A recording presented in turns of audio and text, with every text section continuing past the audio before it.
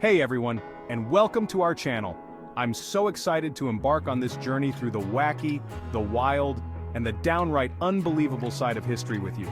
From ancient contraceptive methods to bunny attacks and record-breaking wedding veils, we're covering it all. Get ready to be amazed by these 15 weird historical facts. Alright, let's kick things off with a bang, or rather, a very short whimper. This is the story of the shortest war in history. The Anglo-Zanzibar War of 1896 holds the record for the shortest war in recorded history, clocking in at a whopping 38 minutes. Yes, you heard that right, just 38 minutes. It all went down when the pro-British Sultan Hamad bin Thuwaini died, and his cousin Khalid bin Bargash seized power. Khalid's sudden move to take control didn't sit well with the British.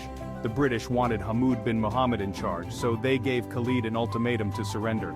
They demanded that Khalid step down and let Hamoud take the throne.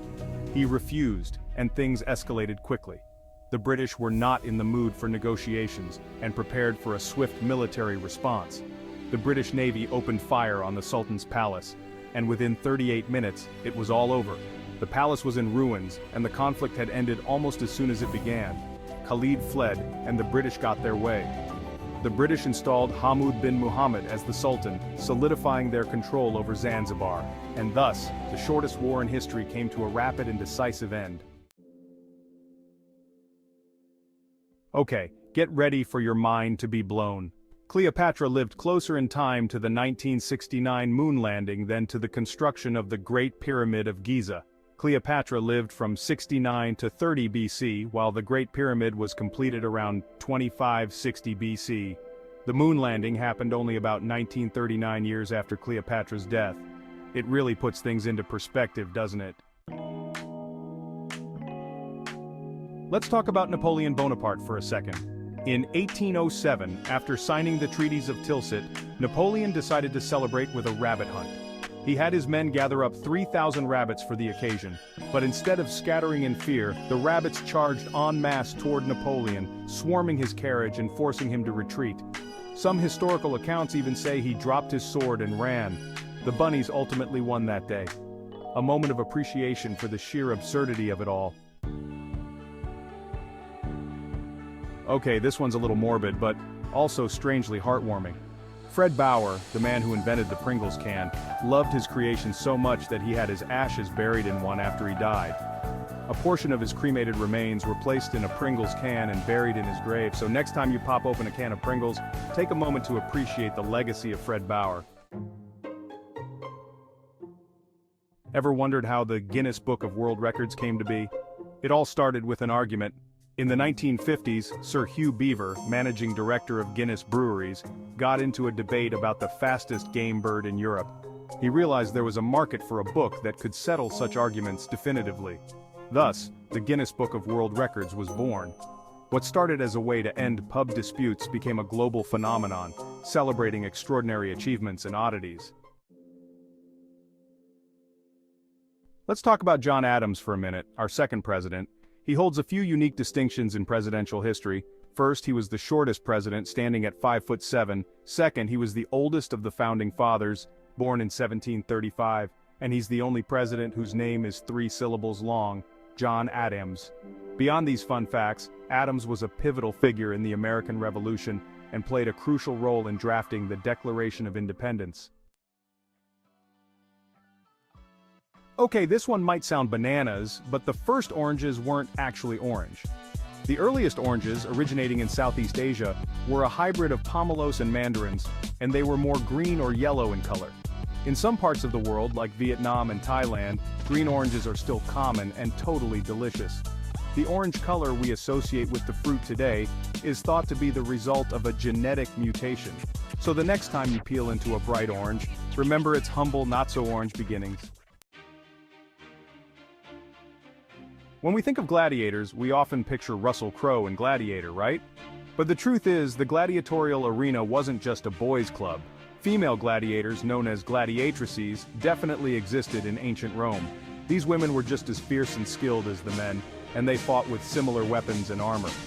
They challenged societal norms and proved that women could be just as strong, brave, and, dare I say, bloodthirsty as men.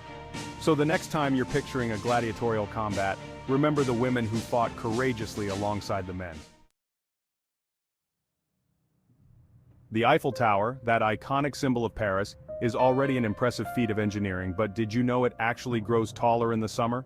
Like most metals, iron, which the Eiffel Tower is made of, expands when exposed to heat. During the hot summer months, the tower can grow by as much as 15 centimeters, or about 6 inches. So if you're ever planning a trip to Paris, consider going in the summer when the Eiffel Tower is at its tallest and mightiest.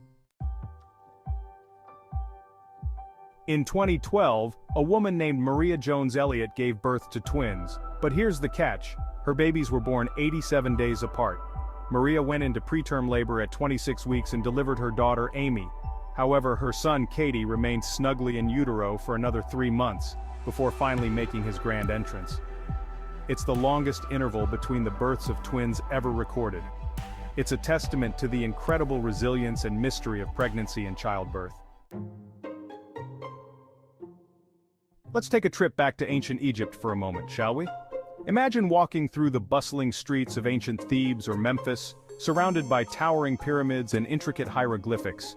When it comes to contraception, the ancient Egyptians were surprisingly ahead of their time. They had a variety of methods and remedies documented in their medical texts, showing a deep understanding of reproductive health. They used various methods to prevent pregnancy, but one of the most interesting involved crocodile dung. Yes, you heard that right, crocodile dung. Women would mix crocodile dung with honey and fermented dough to create a pessary, which was inserted into the vagina. This concoction was believed to form a barrier to sperm. The idea was that the dung, with its naturally acidic properties, would act as a spermicide. The honey and dough likely helped to make the mixture more manageable and easier to insert. Whether it was effective or not is debatable, but hey, you've got to admire their creativity, right? Their innovative approach to contraception shows just how resourceful and forward-thinking they were, even thousands of years ago. Alright, let's revisit the shortest war in history for a moment. The Anglo-Zanzibar War, clocking in at a cool 38 minutes, deserves a second look. Just imagine it, a war that lasted about as long as your average sitcom episode. The sheer absurdity of it all is both hilarious and mind-boggling. It makes you wonder about the nature of war and the motivations of those involved. You know what's even more iconic than inventing the frisbee? Being turned into a frisbee after you die. That's precisely what happened to Walter Morrison, the man credited with creating the modern frisbee. Morrison was passionate about flying discs, dedicating his life to perfecting their design and promoting their use. His ashes were incorporated into a batch of limited edition frisbees after his death. Talk about going out in style. It's a testament to his enduring legacy and the joy that his invention continues to bring. Okay, let's talk about weddings for a second, specifically wedding veils. In 2018, a woman in Cyprus set the record for the longest wedding veil ever. This epic veil measured over 63 football fields long. That's over 4 miles. It took over 2,000 hours to create and required the help of dozens of volunteers to carry it. It's safe to say that this bride made a statement with her unforgettable and record-breaking veil. 1983, a simpler time. Or so it seemed. Just kidding. 1983 was the year the first computer virus was unleashed upon the world, forever changing the digital landscape. A student named Fred Cohen created a program capable of replicating itself and spreading to other computers. This groundbreaking creation was known as the Creeper virus. The Creeper virus was relatively harmless, designed more as a proof of concept than a malicious attack. It displayed a simple message: "I'm the Creeper, catch me if you can." But it paved the way for the countless viruses, malware, and other digital nasties that have plagued our computers ever since. From the early days of simple pranks to today's sophisticated cyber threats, the digital world has never been the same. So, the next time you're running a virus scan, take a moment to remember the Creeper virus, the OG of digital mischief. It was the spark that ignited the ongoing battle between cybersecurity and cyber threats. And there you have it, folks, 15 weird, wonderful, and sometimes downright unbelievable historical facts that prove the past is anything but boring. If you enjoyed this journey through history's stranger side, Don't forget to give this video a thumbs up and subscribe to our channel for more intriguing content. Until next time, keep exploring, keep questioning, and keep those brain cells buzzing with the endless wonders of history.